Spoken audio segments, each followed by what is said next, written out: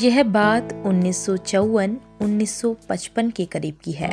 निर्माता, निर्देशक, अभिनेता गुरुदत्त फिल्म इंडस्ट्री की पहली सिनेमास्कोप फिल्म कागज के फूल बना रहे थे।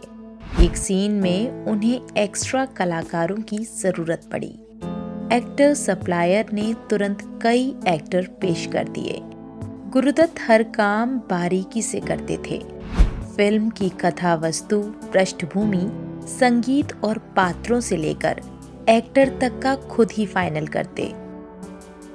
उन्होंने कलाकारों को परखना शुरू किया। अचानक उनकी निगाहें एक चेहरे पर ठहर गईं। वह उसके नजदीक गए और एकटक देखने लगे। चेहरा उन्हें जाना पहचाना लगा। उस चेहरे की रंगत ढली हुई और आंखें बुझी थीं। अचानक गुरुदत्त झुके और उस एक्टर के चरणों की धूल अपने माथे पर लगा ली। सेट पर उपस्थित लोग हैरानी से देखते रहे।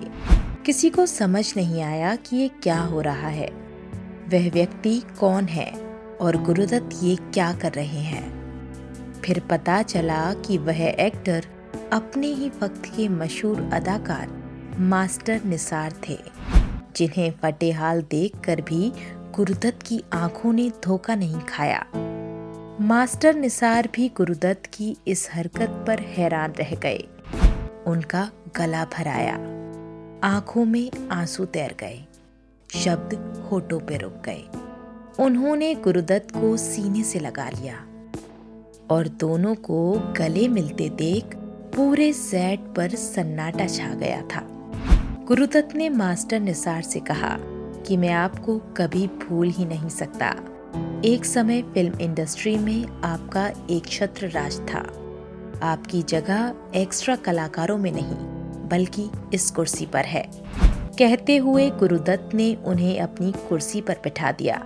गुरुदत्त यहीं नहीं रुके और कहा कि मेरी जगह आपके चरणों में है। आप इस कुर्सी पर बैठिए, रोज आइए और यहीं बैठिए जब तक फिल्म पूरी नहीं होती। मास्टर निसार धर्म संकट में थे। वह गुरुदत्त के व्यवहार से निराश हो गए, क्योंकि वह अब फिल्म इंडस्ट्री के सितारे नहीं बल्कि एक साधारण व्यक्ति थे, जिसके पास पैसे नहीं थे। उन्हें काम चाहिए था। वह घोर गरीबी और आर्थिक संकट में जी रहे थे। सम्मान से पेट तो नहीं भर सकता था।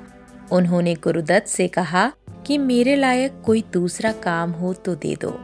मगर गुरुदत्त ने कहा कि दूसरा काम तो है नहीं, परंतु मैं आपको एक्स्ट्रा की भीड़ में खड़ा करने का पाप नहीं कर सकता। आप मेरी फिल्म के सेट पर रोज आएंगे तो मुझे आपसे आशीर्वाद मिलेगा, प्रेरणा मिलेगी। आपके सुझाव मेरा मार्गदर्शन करेंगे। आप रोज आएं और शूटिंग होने तक रहें।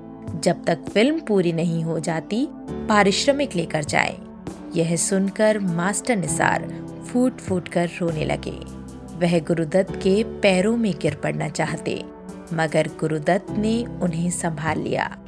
उल्लेखनीय है कि मास्टर निसार आलम आरा से शुरू हुए बोलती फिल्मों के दौर के पहले सुपरस्टार थे, जो के.एल. सहगल के उभरने से पहले 1930-40 के दशक में करियर के शिखर पर थे। उनकी एक झलक पाने को हजारों की भीड़ स्टूडियोज के सामने जुटा करती थी। वह अपने जमाने के जुबली स्टार और सबसे महंगे सितारे थे।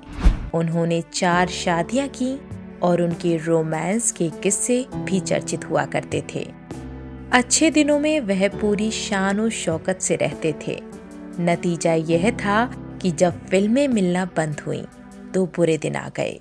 1940 के आखिरी दिनों में वह चरित्र भूमिकाएं करने लगे और वक्त के साथ एक्स्ट्रा के रोल ढूंढने लगे।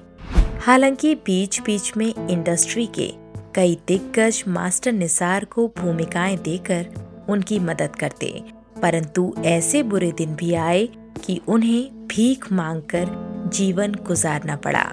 जुलाई 1980 में मास्टर निसार ने इस दुनिया को अलविदा कह दिया।